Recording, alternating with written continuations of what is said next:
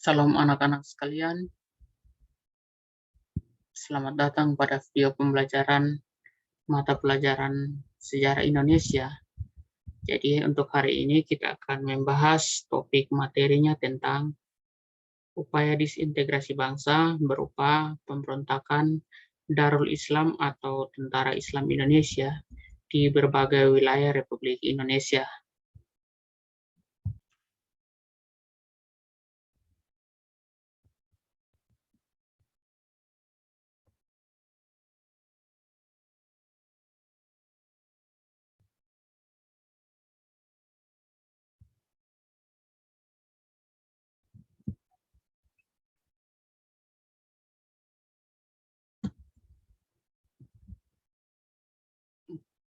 Baik, ancaman disintegrasi bangsa berupa pemberontakan Darul Islam atau Tentara Islam Indonesia di berbagai wilayah atau berbagai daerah Indonesia.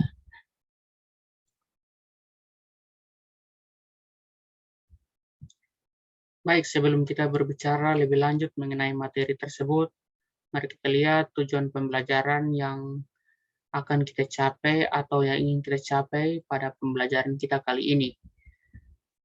Tujuan pembelajaran setelah kalian mempelajari materi pemberontakan Darul Islam atau Tentara Islam Indonesia, diharapkan kalian mampu berpikir kritis dan berpikir kreatif dan mampu menganalisis pemberontakan dan menguraikan peran pemerintah dalam menumpas pemberontakan dengan mengembangkan literasi dan mampu menyajikan hasil analisis berdasarkan hasil kerja yang telah didiskusikan dengan kelompok dalam bentuk tertulis.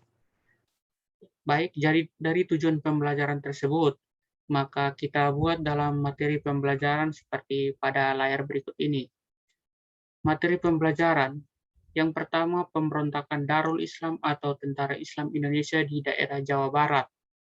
Kemudian pemberontakan Darul Islam atau Tentara Islam Indonesia di wilayah Jawa Tengah.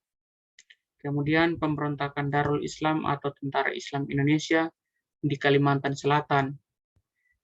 Yang keempat, pemberontakan Darul Islam atau Tentara Islam Indonesia di Sulawesi Selatan. Kemudian yang kelima, yang terakhir, pemberontakan Darul Islam atau Tentara Islam Indonesia di wilayah Aceh.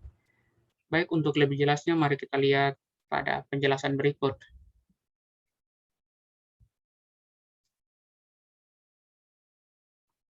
Yang pertama, pemberontakan Darul Islam atau Tentara Islam Indonesia di Jawa Barat. Jadi gerakan Darul Islam atau Tentara Islam Indonesia di Jawa Barat ini dipimpin oleh Sukamarji Marijan Kartosuwiryo. Tanggal 7 Agustus 1949, secara resmi Kartosuwiryo memproklamasikan berdirinya Negara Islam Indonesia.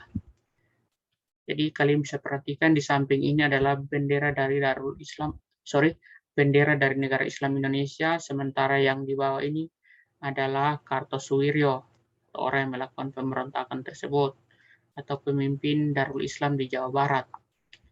Kira-kira apa yang melatar belakangi pemberontakan tersebut terjadi? Atau kira-kira faktor apa yang menyebabkan sampai didirikannya Negara Islam Indonesia di Jawa Barat? Mari kita lihat pada penjelasan berikut ini.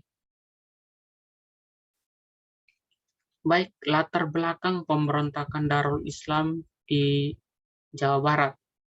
Yang pertama, keputusan perundingan Renville menyebabkan TNI harus keluar dari wilayah yang diduduki Belanda dan masuk ke daerah yang dikuasai Republik Indonesia.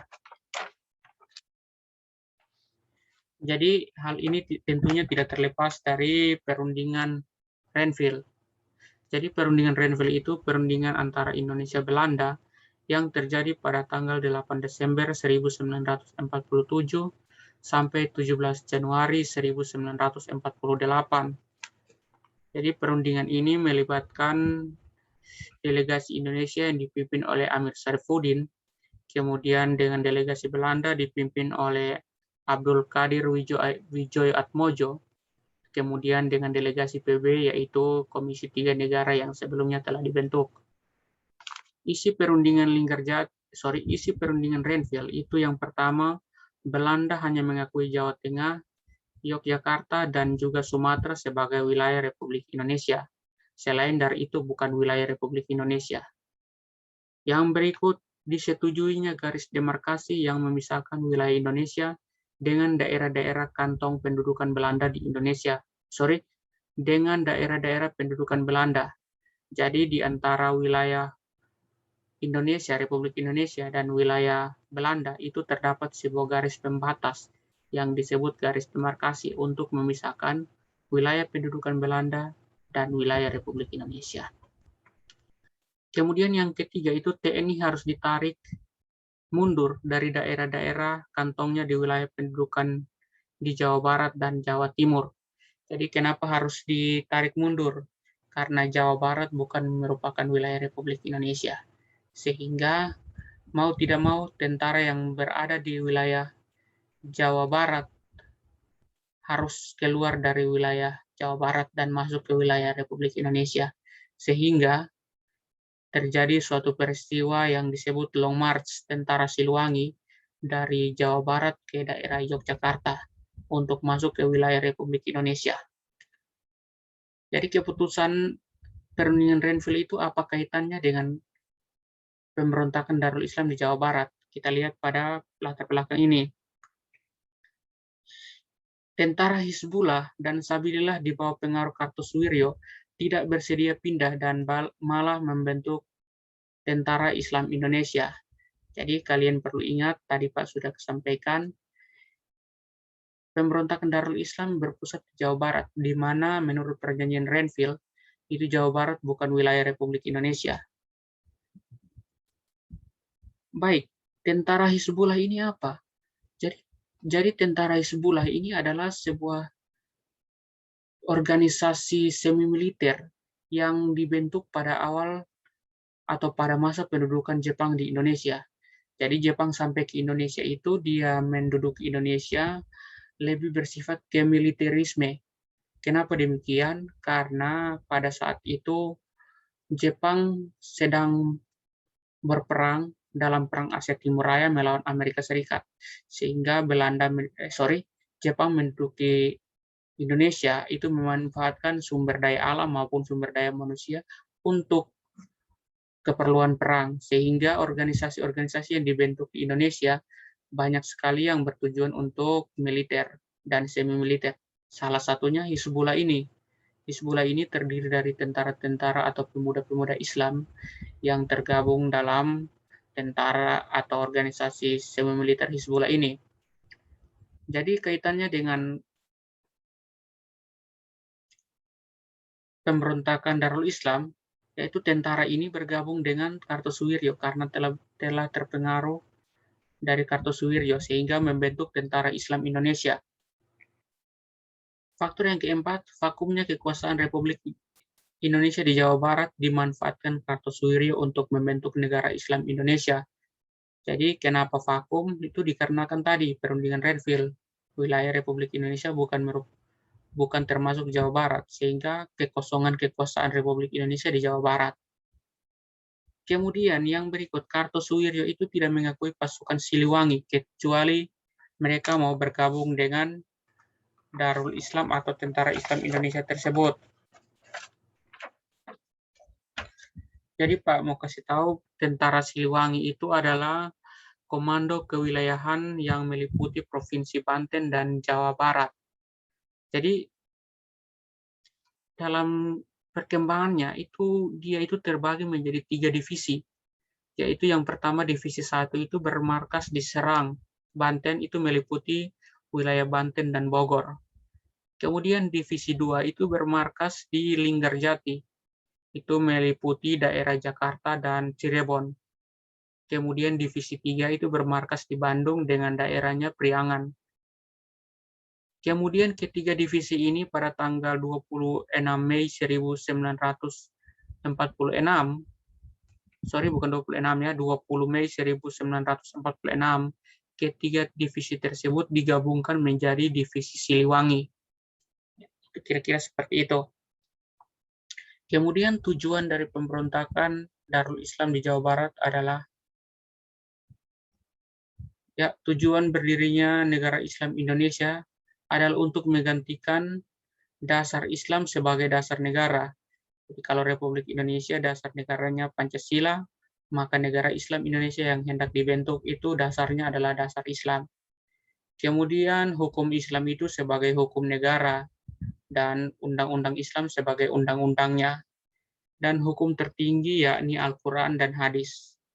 Kalau Republik Indonesia hukum tertingginya Undang-Undang Dasar 1945. Tetapi untuk negara Islam yang hendak dibentuk, itu hukum tertingginya yaitu Al-Quran dan hadis. Kemudian,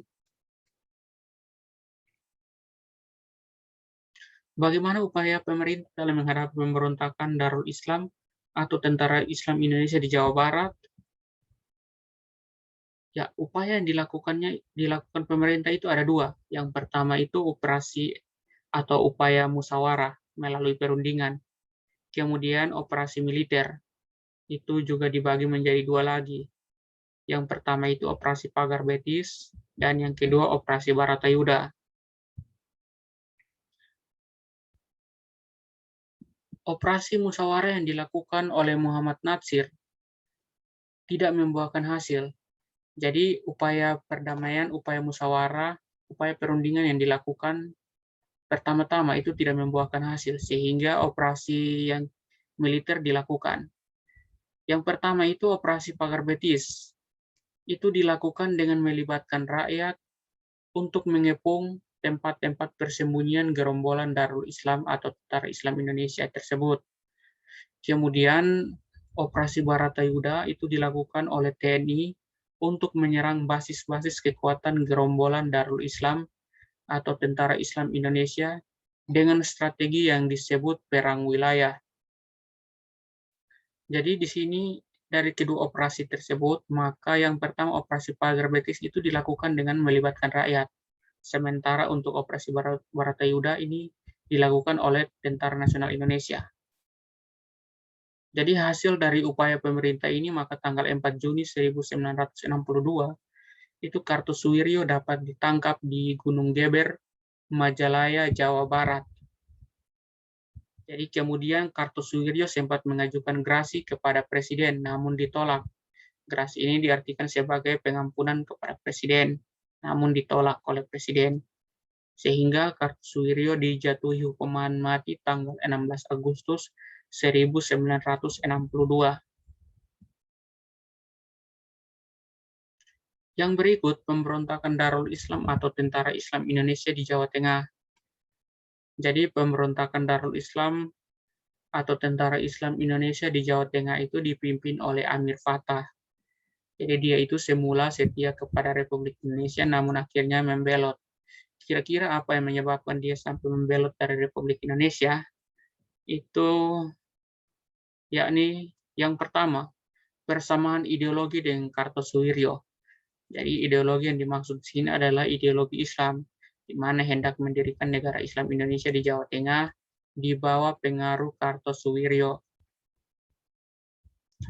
Yang berikut, adanya anggapan bahwa aparatur Republik Indonesia dan TNI di daerah Tegal dan Brebes telah terpengaruh oleh orang-orang kiri. Jadi ini anggapan dari mereka bahwa aparatur negara saat itu sudah terpengaruh oleh orang-orang kiri. Orang-orang kiri yang dimaksud di sini adalah orang-orang yang beraliran komunis, yang berpaham Marxisme-Leninisme. Kemudian yang ketiga, adanya perasaan Amir Fattah bahwa dia tidak dihargai oleh pemerintah Republik Indonesia dan TNI. Jadi perasaan ini muncul akibat dari pengalihan pasukan yang telah dipimpinnya dalam menghadapi agresi militer Belanda kepada Mayor Wongso Atmojo, sehingga menimbulkan kekecewaan pribadi dari Amir Fattah.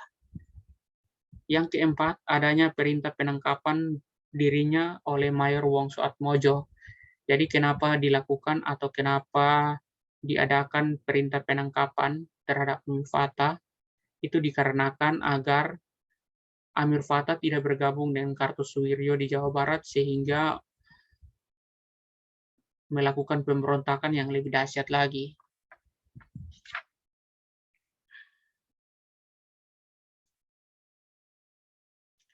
Kemudian bagaimana upaya pemerintah dalam menghadapi pemberontakan Darul Islam atau Tentara Islam Jawa Tengah?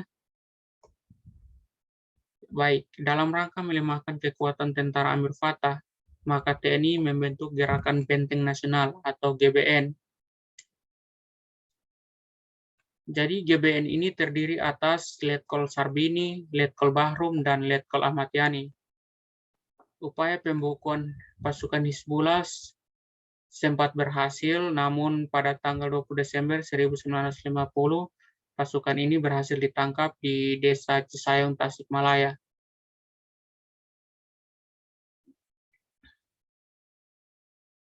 Maksudnya di sini, maaf ya, salah pengetikan, di sini upaya pembukuan pasukan Hizbullah itu sempat tidak berhasil, namun dalam perkembangannya tanggal 22 Desember itu pasukan ini berhasil ditangkap di Desa Cisayong, Tasikmalaya.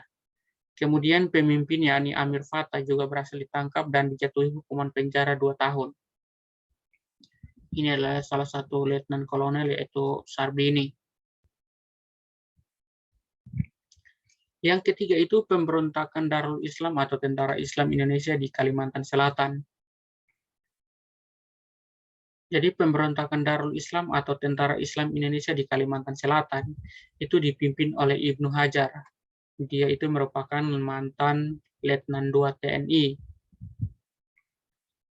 Jadi bersama pasukannya Kesatuan Rakyat Tertindas menyatakan bahwa Kalimantan Selatan merupakan bagian dari Darul Islam atau Tentara Islam Indonesia di bawah Kartosuwiryo. Jadi dia itu menamakan pasukannya itu Kesatuan Rakyat Tertindas untuk menyatakan bahwa daerah Kalimantan Selatan bagian dari Kartosuwiryo. Kemudian dalam perkembangannya itu Ibnu Hajar pernah bergabung dengan Angkatan Perang Republik Indonesia, namun kembali melakukan pemberontakan. Jadi pemberontakan atau perkembangan pemberontakan Darul Islam di Kalimantan Selatan, dalam hal ini pemimpinnya yaitu Ibnu Hajar pernah juga kembali ke Republik Indonesia, tetapi kemudian melakukan pemberontakan lagi, sehingga upaya tegas dilakukan pemerintah, sehingga pada akhir tahun 1959, itu pasukan Ibnu Hajar dapat ditaklukkan dan dia sendiri pun dapat ditangkap.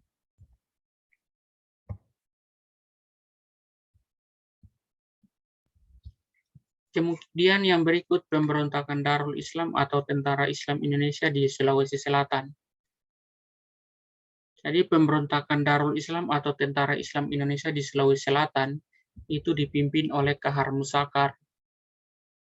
Pada tanggal 30 April 1950, Kahar Musakar mengirim surat kepada pemerintah Angkatan Perang Republik Indonesia Serikat agar Komando Gerilya Sulawesi Selatan atau KGSS dimasukkan dalam Angkatan Perang Republik Indonesia Serikat dengan nama Brigade Hasanuddin, namun ditolak oleh pemerintah.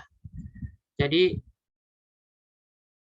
latar belakang pemberontakan ini karena pemerintah Republik Indonesia saat itu tidak menerima usul dari Kahar Musakar, di mana Komando Gerilya Sulawesi Selatan atau pasukan yang dipimpinnya itu hendak atau Kahar Musakar menginginkan agar dimasukkan ke dalam APRIS dengan mendirikan satu brigade dengan nama Brigade Hasanuddin, namun ditolak oleh pemerintah.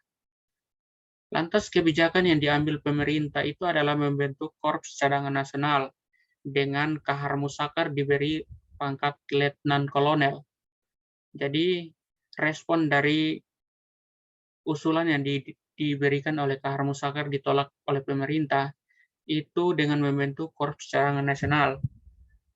Tetapi pada saat hari pelantikannya, maka Kahar Musakar itu lari ke hutan bersama dengan pasukannya, bersama dengan peralatan perang yang telah diberikan oleh pemerintah. Sehingga dalam perkembangannya pada bulan Januari 1952, Kahar Musakar menyatakan bahwa daerah Sulawesi Selatan sebagai bagian dari negara Islam Indonesia di bawah Kartosuwiryo. Operasi militer pemberontakan Kahar Musakar memakan waktu yang cukup lama. Hal ini dikarenakan kita bisa lihat data di sini dari tahun 1952 sampai 1965. Cukup lama ya. Jadi pada bulan Februari 1965, Kahar Musakar tewas dalam suatu penyerbuan. Pada bulan Juli 1965, pemimpin lain Darul Islam atau Tentara Islam Indonesia Sulawesi Selatan, yakni yang bernama Gerunga, juga dapat ditangkap.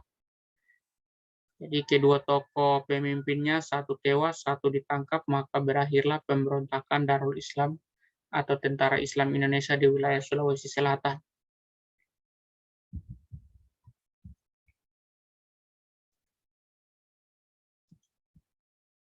Yang berikut pemberontakan Darul Islam atau Tentara Islam Indonesia di Aceh.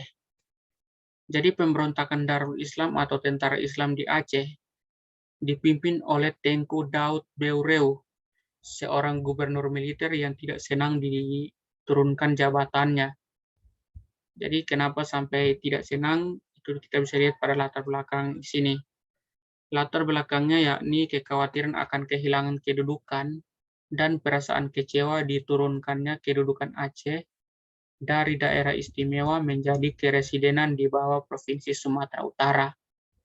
Jadi dikarenakan karena kedudukan Aceh sudah turun dari daerah istimewa menjadi keresidenan, maka pangkat gubernur militer yang disandang oleh Tengku Daud Beureu ini juga mengalami penurunan. Hal ini menyebabkan kekecewaan, sehingga imbasnya pada tanggal 20 September 1953, Daud Beureu mengeluarkan maklumat bahwa Aceh merupakan bagian dari negara Islam Indonesia di bawah Kartosuwiryo.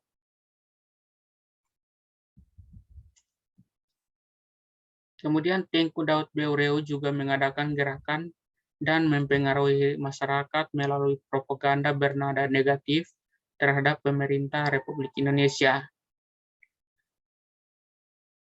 Oleh karena itu, upaya yang dilakukan pemerintah yakni mengirim pasukan dan pengepungan terhadap Aceh selama beberapa tahun.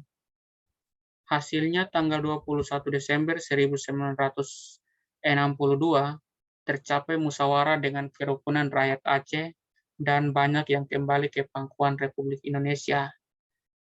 Sehingga pemberontakan Darul Islam atau Tentara Islam Indonesia di Aceh dapat diselesaikan dengan cara damai.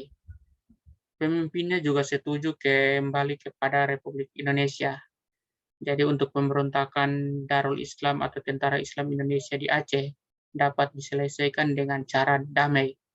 Penyelesaian konflik ini dilakukan oleh M. Jasmin dan Kodam 1 Iskandar Muda. Oke, sekian untuk materi hari ini. Terima kasih, sampai jumpa.